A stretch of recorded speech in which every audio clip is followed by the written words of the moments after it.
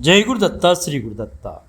అనాదిగా మాఘమాస బహుళ సప్తమి రోజున మనందరం కూడా శబరి జయంతి జరుపుకుంటాం.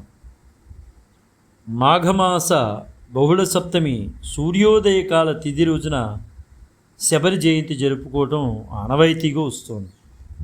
అయితే 2025 సంవత్సరంలో 20 ఫిబ్రవరి 2025న అంటే గురువారం రోజున శబరి జయంతి జరుపుకుంటాం. సూర్యోదయ కాల తిథి బహుళ సప్తమి ఉన్నది కనుక ఆ రోజు శబరి జయంతి మనం జరుపుకుంటాం. శబరి గొప్పగా భావించే వంశంలో పుట్టింది కాదు.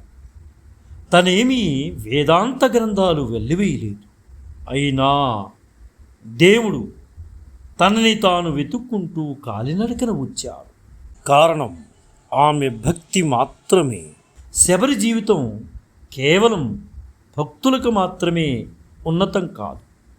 జీవితంలో ఒక లక్ష్యాన్ని ఏర్పరచుకున్నప్పుడు దాని గురించే ఆలోచిస్తూ అది వస్తుందనే నమ్మకంతో జీవితం గడుపుతూ అందుకు అనుగుణంగా భగవదారాధన చేస్తూ జీవించినప్పుడు విజయం సాధ్యమవుతుందని చూపినటువంటి మహానుభావురాలు శబరి.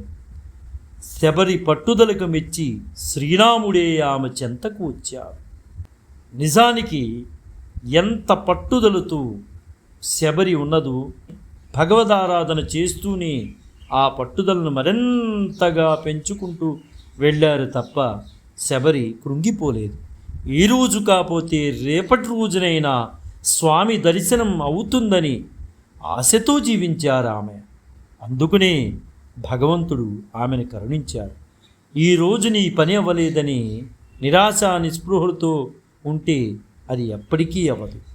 భగవదారాధన చేస్తూ అలా నమ్మకంతో జీవితం గడుపుతూ ఉంటే ఖచ్చితంగా భగవంతుడు నువ్వు ఏదైతే ఆశిస్తున్నావో ఆశించిన దాన్ని నిజం చేయగలుగుతాడు.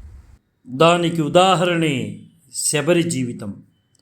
మాఘమాస బహుళ సప్తమి రోజున శబరి జయంతి సందర్భంగా ఆ మహానుభావురాలకు నివాళులర్పిస్తూ జై గురుదత్త శ్రీ గురుదత్త శ్రీపాద శ్రీవల్లభ చరణదాసుడు మాణికొండ రాజశేఖర శర్మ రాజమహేంద్రవరం. స్వస్తి.